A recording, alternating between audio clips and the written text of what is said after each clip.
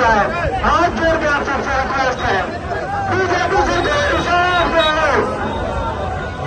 BJP सरकार हिसाब दो, बीजेपी सरकार हिसाब दो, बीजेपी सरकार हिसाब दो,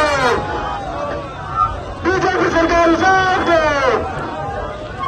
बीजेपी सरकार हिसाब दो। चल रहे हैं, हिसाब मांग रहे हैं इनसे। हरियाणा मांगे हिसाब।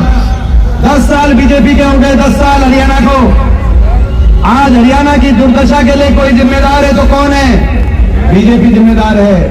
हिसाब इनसे मांग रहे हैं कि 10 साल के बाद हरियाणा का भत्ता क्यों बैठाया आपने? देश में सबसे ज्यादा बेरोजगारी आज कहाँ है? हरियाणा में। 10 साल की बीजेपी के सरकार के बाद देश में सबसे ज्यादा बेरोजगारी हरियाणा में। हरियाणा के नौजवान को सीटी में उलझा दिया, कच्ची भर्ती में उलझा दिया। कौशल निगम ने कच्ची भर्ती ले आए, कच्ची भर्ती की राजधानी बना दिया हरियाणा को। देश में सबसे ज्यादा अपराध और क्राइम अगर कहीं है अपराध दर तो आज वो हरियाणा के अंदर है। नशे में पंजाब से आगे निकल गया हरियाणा। ऐसी स्थिति बन गई हरियाणा के अंदर। आज गरीब आदमी के हक को मारने का काम हुआ। जितनी योजनाएं चल रही थी एससी समाज की, बैकवर्ड समाज की, जीपीएल के 36 बिरादरी की परिवारों की जो योजनाएं चल रही थी हमारे समय, 100 गज के प्लॉट की स्कीम, पीने के पानी की टंकी टूटी और मुफ्त पानी के कनेक्शन की स्कीम, वो सारी स्कीम खत्म करके पानी के बिल पकड़ा दिए गरीब आदमी के हाथ में। ऐसी ये सरकार साबित हुई। आज ऐसी सरकार साबित हुई।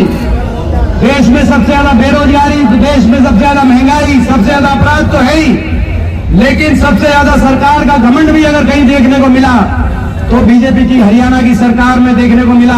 आपने देखा होगा कोई ऐसा वर्ग नहीं जिस वर्ग के ऊपर अत्याचार नहीं किया हो, और कोई ऐसा वर्ग नहीं वो सड़क पे ना आया हो इस सरकार में, और उस सरकार ने उस वर्ग के का अपमान ना किया हो। 750 किसानों की जान की कुर्बानी लेने वाली यह सरकार साबित हुई। आपने देखा होगा इस लोकसभा में सेशन चल रहा है, परसों मैंने आवाज उठाई कि इन 750 किसानों की जान जिनकी कुर्बानी आपकी सरकार ने ली है, उनके परिवारों में कुछ ना कुछ रोजगार दें, कुछ सहायता करें। तो आपने देखा होगा शिवराज सिंह चौहान के केंद्रीय कृषि मंत्री उठ के खड़े हुए और मजाक उड़ाने लगे उन 750 किसानों का, और पूरा सारे बीजेपी के सांसद लोकसभा देखी थी कि नहीं देखी थी? बिल्कुल देखा। लोकसभा सारे भाजपा के सांसद उनका मजाक उड़ा रहे थे। 750 किसानों की आप कुर्बानी का मजाक उड़ा रहे हैं। आपको याद होगा ये वही सरकार है जिसमें छोटे छोटे बच्चों को स्कूल के आगे धरने देने पड़े। 500 स्कूलों के आगे धरने हुए, बच्चों से लेकर और हमारी बेटियों तक जिनको जंतर मंतर पे धरना देना पड़ा। न्याय मांग रही थी हमारी बेटियां। ओलंपिक में मेडल लेके जो बेटियां आती हैं वो न्याय मांग रही थी, उनको अपने न्याय के लिए धरना देना पड़ा। और जब धरना देना पड़ा जंतर मंतर पे उनको घसीटा गया, और जब हमने ये आवाज उठाई तो हमें भी निशाने पे लिया गया। सरपंचों से हमारी छोटे बच्चों से लेकर बेटियों तक, किसान से लेकर आड़तियों तक, व्यापारी से लेकर कर्मचारी ओल्ड पेंशन स्कीम के लिए गए कर्मचारियों पे लाठीचार्ज। सरपंच गए अपने पंचायती राज के अधिकार मानने, सरपंचों पे लाठीचार्ज। कोई ऐसा वर्ग नहीं जिस वर्ग की का अपमान इस सरकार ने ना किया हो। तो मैं पूछता हूं आपसे, तो ऐसी सरकार से हिसाब मांगना चाहिए कि नहीं मांगना चाहिए? और लोग हिसाब मांगते हैं तो इनके बड़े बड़े मंत्री आते हैं दिल्ली से, और इनके बड़े बड़े नेता आते हैं दिल्ली से। पीछे केंद्रीय गृह मंत्री जी आए और उन्होंने महेंद्रगढ़ में कहा कि हुड्डा जी हिसाब मांग रहे हैं, हुड्डा जी से हम हिसाब लेंगे। इनके मुख्यमंत्री कह रहे हैं हम हिसाब नहीं देंगे। इनके एक और मंत्री जो हरियाणा के प्रभारी बने हैं धर्मेंद्र प्रधान जी, वो आए, उन्होंने कहा कि हम हिसाब नहीं देंगे, हम तो हिसाब लेंगे। अब आप बताओ, 10 साल हरियाणा का भत्ता भी बिठा दिया और हिसाब देने से भी मना कर रहे हैं। दिल्ली से बड़े बड़े नेता आ रहे हैं, कह रहे हैं हिसाब नहीं देंगे। मैं उनको कहना चाहता हूं बीजेपी के नेताओं को, ये हरियाणा है प्रधान, ये हरियाणा है प्रधान। हरियाणा का आदमी सच्चा है, सीधा है, ईमानदार है, ठगा भी जाता है। लोग आके ठग लेते हैं हमें, कोई कहीं से आके ठग लेता है, कोई कहीं से आके ठग लेता है, लेकिन जब हरियाणा का आदमी ठगा जाता है तो उसका हिसाब भी लेना जानता है। सही बात है कि नहीं है? तो भाई ये हमारा ये हमारा अभियान है कि बीजेपी से हम हिसाब लेंगे और हरियाणा को विकास की तरफ। और हिसाब केवल हरियाणा ही नहीं मांग रहा, जो आप साहब जी ने कहा, मेवात मांग रहा है हिसाब, मेवात मांग रहा है हिसाब। ये जिला और ये इलाका, मुझे गर्व है कि मेरे रगों में वो संस्कार हैं, मेरे रगों में चौधरी रणबीर सिंह जी के संस्कार हैं। मुझे गर्व है जो गांधी जी को झांसीराम में लेकर आए। मुझे गर्व है मेरे रगों में चौधरी भूपेंद्र सिंह हुड्डा जी के संस्कार हैं, जिनकी कलम से मेवात अलग जिला बना।